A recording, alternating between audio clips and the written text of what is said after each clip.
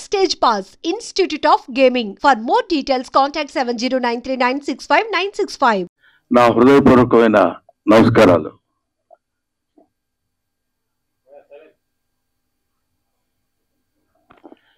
ఈరోజు నేను ముఖ్యంగా ఇక్కడికి రావడానికి రీజన్ ఏంటంటే, ఈ సినిమా చూడటానికి కూడా రావడానికి రీజన్ ఒకటి ఉంది, ఒక కారణం. అదేంటంటే, పూర్వ ఆశ్రమంలో నేను లెక్చరర్గా పనిచేశాను. విద్య అంటే ఏంటి, ఎడ్యుకేషన్ అంటే ఏంటి, ఎందుకు మనం చదువుకోవాలి, ఎలా చదువుకోవాలి అని తెలుసుకున్నాను.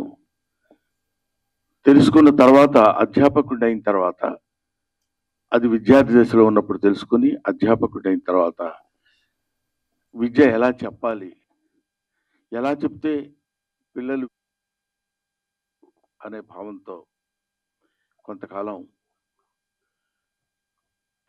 అధ్యాపకుడిగా పనిచేశాను. దాని తర్వాత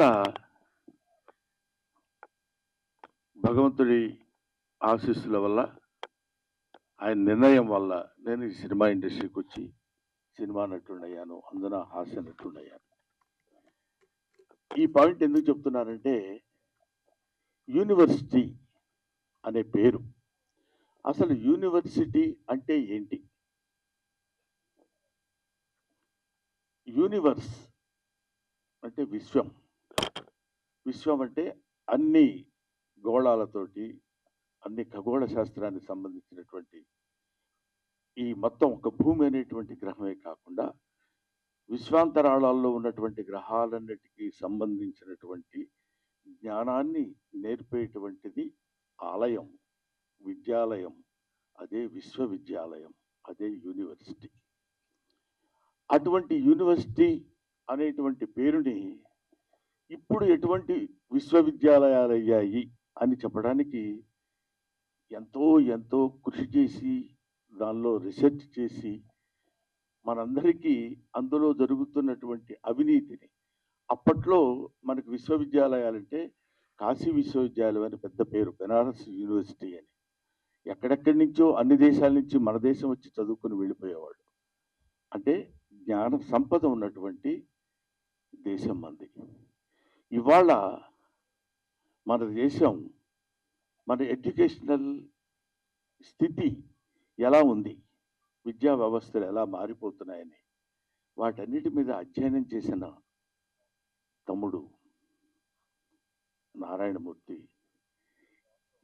అవన్నీ చూసి తట్టుకోలేక, అంటే ప్రీతి తీసుకోలేక, దీన్ని ఎలాగైనా సరే నా మిత్రులకి, నా వాళ్ళందరికీ పంచిపెట్టాలి.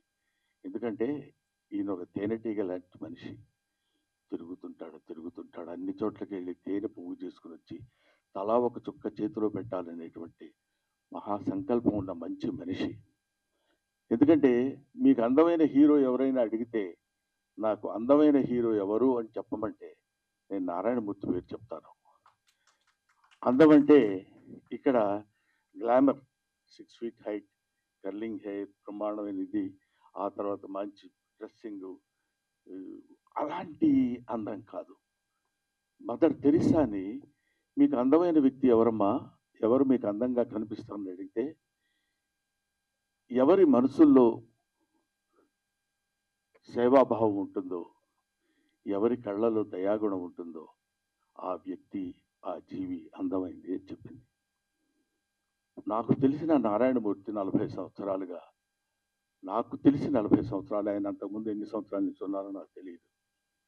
నిరంతరం నిరంతరం నిరంతరం ప్రజలు ప్రజలు ప్రజలు, అందున పేదవాళ్ళు పేదవాళ్ళు పేదవాళ్ళు, వాళ్ళు పడుతున్న బాధలు, వాళ్ళకి పడుతున్న కష్టాలు సుఖాలు, ఊరికే నటించటం, నటుడిగా వచ్చి నటించటం అనే కాకుండా, I want to give some message to my people, to the people of India, not to the people of India, to the people of universe. అటువంటి వ్యక్తి నారాయణమూర్తి. బహుశా నేను చూసి పూర్తిగా ఇంతవరకు చాలా కాలమైంది నేను సినిమా మొత్తం కూర్చుని థియేటర్లో ప్రివ్యూలు కానీ లేకపోతే సినిమా హాల్స్లో కానీ నేను చూడటం. కానీ ఈ సినిమాని ఎందుకు చూడాలనుకున్నానంటే, దర్శకుడు వేరు, ప్రొడ్యూసర్ వేరు, ఇంకొక టెక్నీషియన్స్ వేరు, ఇంకొకళ్ళు ఎవరెవరో ఎన్నో 24 శాఖల మంది కలిసి పనిచేసే పనంతా ఒక్కడే భుజాన కాడేసుకుని దాన్ని ఆయన చెప్పాలనుకున్నటువంటి విధానాన్ని అద్భుతంగా సినిమా తీసి చెప్పాలి అనేటువంటి ఆలోచన ఎందుకు? మీకోసం, ప్రజల కోసం, పేద ప్రజల కోసం. ఈ సినిమా చూస్తున్నంతసేపు నాకు అనిపించింది, ఇందులో ఒక అద్భుతమైన ఎమోషన్స్ ఉన్నాయి. తండ్రి కూతురు, తండ్రి కొడుకు, ఆ తండ్రి చదివించి ఆ తండ్రి చేసినటువంటి త్యాగం, ఆ తండ్రి కోసం కొడుకు చేసినటువంటి త్యాగం, ఇలాంటి ఎమోషన్స్, ఆల్ ఎమోషన్స్ ఒక చోటికి తీసుకొచ్చి ఎంత దారుణంగా హ్యూమన్ ఎమోషన్స్తో ఆడుకుంటుంది వాళ్ళ ఈ సొసైటీ అని, అవినీతి బంధుప్రీతి చీకటి బజారు అలుముకున్న ఈ దేశం ఎటు దిగజారు అన్నాడు శ్రీశ్రీ 50 ఏళ్ల క్రితం అనుకుంటా. కాబట్టి ఇవాళన్న మాట కాదది. దాన్ని ఇవాళ వరకు ఎక్కడ ఏ రకమైన సమస్య ఉన్నా ఈయన ఒక అద్భుతమైనటువంటి రీతిలో దాన్ని మామూలు మనుషులకు కూడా అందుబాటులో ఉండాలి అని కష్టపడి సినిమా తీసి మీకోసం, తన కోసం కాదు, తన ఈ చొక్కా, ఈ ప్యాంటు, అదే తన జీవితం మీకు అంకితం, అంతే. అది చివరి శ్వాస వరకు ఇంకా కష్టపడుతూనే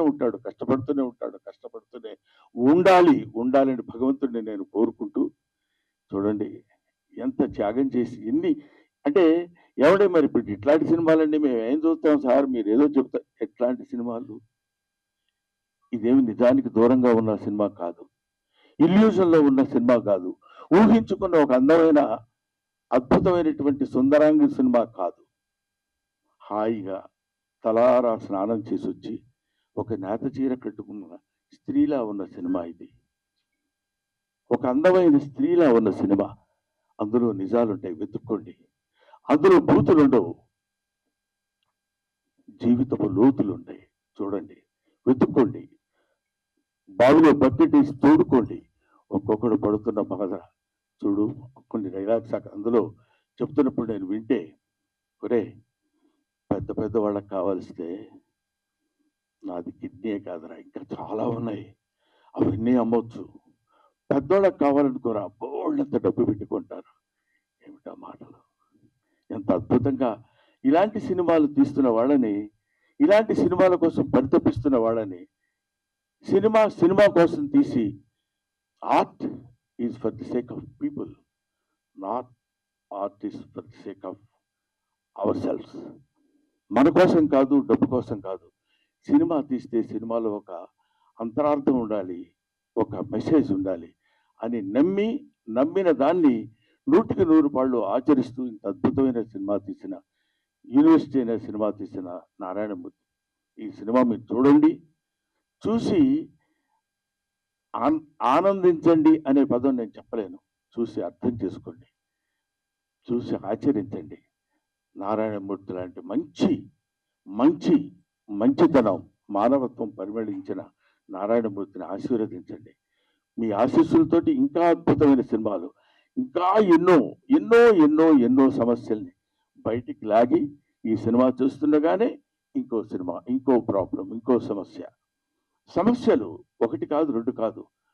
వివేకానందుడు అంటాడు, man is nothing but the combination of flesh and blood, is the combination of problems. సమస్యలన్నిటి ఒక చోట పోతపోస్తుంది మనిషి. కాబట్టి he will solve some of his problems in his lifetime and he will leave the problems to his successors. They will take the problems, they will solve the problems and they will go away. But problem is unending chain. దాన్ని భుజానేసుకుని, అదే ఇందాక సినిమాలో కూడా ఒక సంభాషణలో తోట చెప్తాడు, పిల్లలందరూ యేసు ప్రభువులు అంటే యేసు క్రీస్తు సిలువను మోసినట్టు ఆ పుస్తకాల బరువు మోసుకుంటూ వెళుతున్నాడని, సమాజం బరువు మొత్తాన్ని భుజానేసుకుని మొయ్యాలి అనేటువంటి బాధతోటి, భావనతోటి, ఆలోచనతోటి మీ ముందుకొచ్చి మీకు సినిమాలు చూపించి ఆ సినిమా బాగుందని నలుగురు మెచ్చుకుంటే ఆనందపడి అదే ఆనందంతో ఆ చప్పట్లే కదరా ఆకలిగా ఉన్న కళాజీవికి పంచపక్ష పరమాణాలు అంటాడు. కాబట్టి అటువంటి ఆకలితో ఉన్నటువంటి నారాయణమూర్తి యొక్క జిజ్ఞాసని మీరందరూ మంచి ఊతాన్నిచ్చి, మంచి ఫలితాన్నిచ్చి, మంచి ఆదరణ చూపిస్తే ఇంకా ఇంకా ఇంకా ఎన్నో మంచి సినిమాలు తీస్తాడని. ఇలాంటి యూనివర్సిటీ లాంటి సినిమాలే కాదు, ఎక్కడ ఎక్కడ ఎక్కడెక్కడ కన్ను రవిగానలతో కవిగాంచునయ్యాడని అంటాడు. సూర్యుడు కనిపించినటువంటి ప్రదేశాల్లో కూడా వెళ్ళి నిజంగా ఆ సినిమాలో చెప్తుంటే పేపర్ లీకేజ్ మామూలు విషయం అది. అబ్బా, అలాంటి పేపర్ లీక్ చదువు సంధ్య లేని నిజంగా ఆ పేపర్ రాయటం వల్ల వాడికి ఉద్యోగం వస్తుందనేమో కానీ అందులో చోట చెప్తాడు వాడికి డాక్టరీ వృత్తి రాదు, వైద్యం చేస్తాడు. బిల్డింగులు కట్టడం రాదు, ప్రాజెక్టు కట్టడం రాదు, ఇంజనీర్ అవుతాడు. ఏమైపోతుంది? వేర్ ఇట్ కంట్రీ గోస్, ఈ దేశం ఏమైపోతుంది అనే తపన చాలా మందికి ఉంటుంది. ఏముందిలే, మనం ఏం చేయగలిగింది ఏముంది, అది చేయాలనుకుంటే ఎవడో ఆ టైం కూర్చొని చేస్తాడు, లేకపోతే లేదండి. ప్రతి వాళ్ళు చేతులు కట్టుకొని ఉంటారు. నా వంతు సాయం నేను చెయ్యాలి అని తన వంతు సాయం చేస్తున్నటువంటి వ్యక్తి నారాయణమూర్తి. అందుకనే ఇలాంటి నారాయణమూర్తి లాంటి వ్యక్తులు వీళ్ళు వ్యక్తులు కాదు, వీళ్ళు ఒక శక్తులు. వాళ్ళు నిరంతరం పోరాడేటువంటి ఇది. వీళ్ళు ఎలాంటి వాళ్ళు అంటే మా గోదావరి భాషలో చెప్పాలంటే పులస చేపలు అంటే వాళ్ళు. పులస చేపకు చాలా వాల్యూ ఉంటుంది, విపరీతమైన ఖర్చు, అంత రేటు ఉంటుంది. ఎందుకు ఉంటుందంటే ఒకసారి ఒళ్ళంతా గగ్గు పొడిచి పాపం, అయ్యో అమ్మాయి చచ్చిపోయింది, అయ్యో వాడిని అలా చంపేశారే, అయ్యో వీడిని ఇలా అని వీళ్ళ అకృత్య విన్యాసాలకి బలైపోయినటువంటి వత్సులు ఎంతోమంది మహానుభావులు, పిల్లలు, పసివాళ్ళు ఉన్నారే. వాళ్ళ కోసమైనా మీరు ఈ సినిమా చూడండి. మీరు ఒక్క ఆలోచన, అబ్బా నిజమే కదా, మనం కూడా ఇలా ఉండకూడదు. చూడండి, తండ్రి రారాని వీడు మాస్టారు సారీ చెప్తారు, మీరు సారీ కాదు, మీరు సారీ చెప్పి వెళ్ళిపోతే కుదరదండి అని ఆయన చేత డైలాగ్ చెప్పిస్తారు ఒక తండ్రి చేత. ఫంటాస్టిక్. ఏమైనా ఇటువంటి అద్భుతమైనటువంటి సినిమాలు ఇంకా ఇంకా ఎన్నో భవిష్యత్తులో నారాయణమూర్తి గారు తీసి ఆయన మీ ఆశీస్సులు పొంది చిరస్థాయిగా ఉండిపోవాలని మనస్ఫూర్తిగా నేను కోరుకుంటూ, దిస్ కంట్రీ మస్ట్ బి రీఎడ్యుకేటెడ్. ఈ దేశాన్ని మళ్ళీ బళ్ళో వేయాలి. Thank you very much.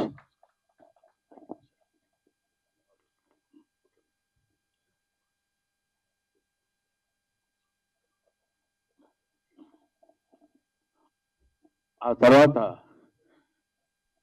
Narayanamurthy గారు ఫ్లోలో, ఎందుకంటే మధ్యాహ్నం తిన్నాను పులస చేప, అందుకని ఆయన నారాయణమూర్తి ఒక జలంలో నివసించే పులస చేప కాదు, మానవుల్లో నివసించే మంచి మనిషి. ఆ మనిషి, ఆ పరిమళం 10 కాలాల పాటు హాయిగా హాయిగా హాయిగా ఉండి Shatamanam Bhavati.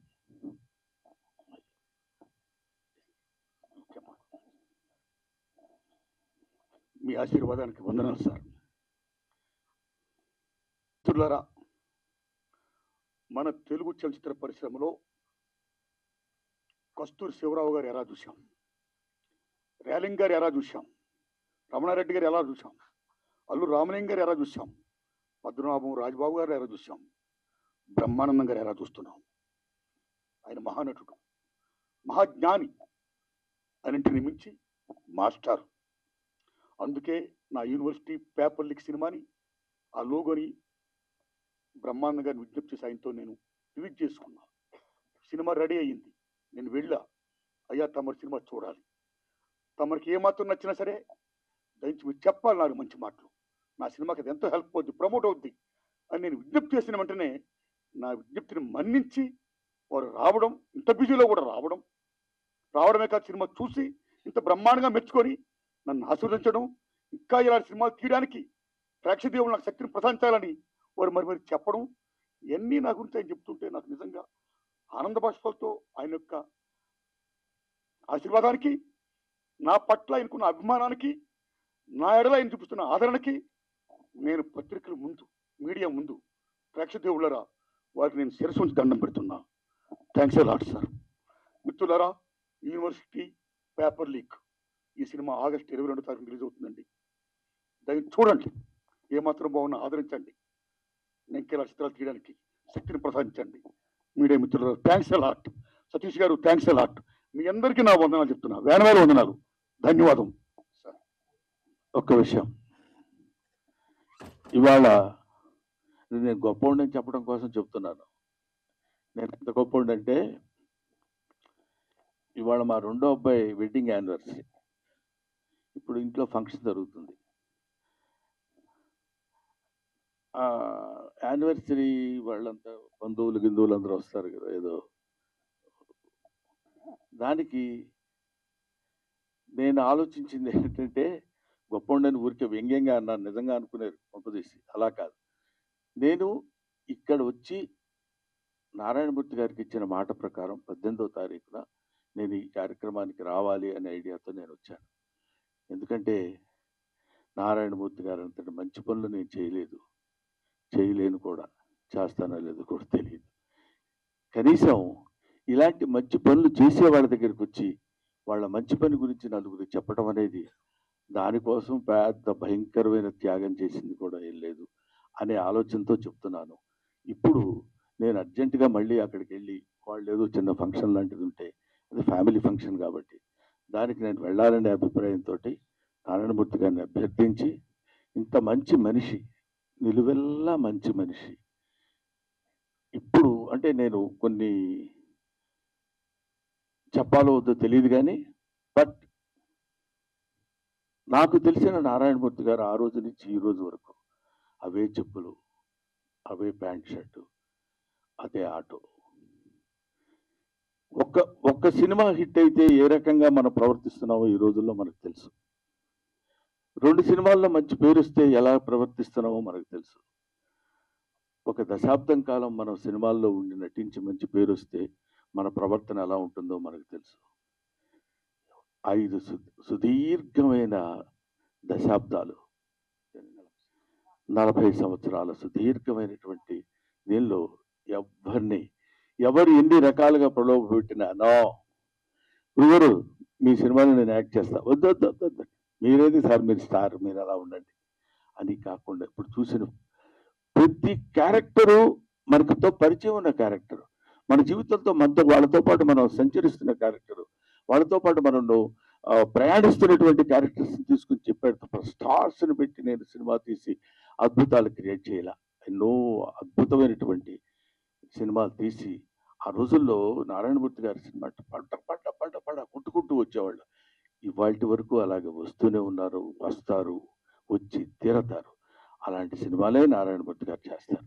Thank you very much my dear Narayanamurthy. ఎలా పెట్టారో పేరు, నాకు వెంకటేశ్వర స్వామి అంటే ఇష్టం, నారాయణమూర్తి అంటే ఇష్టం. ధన్యవాదాలు మీకు.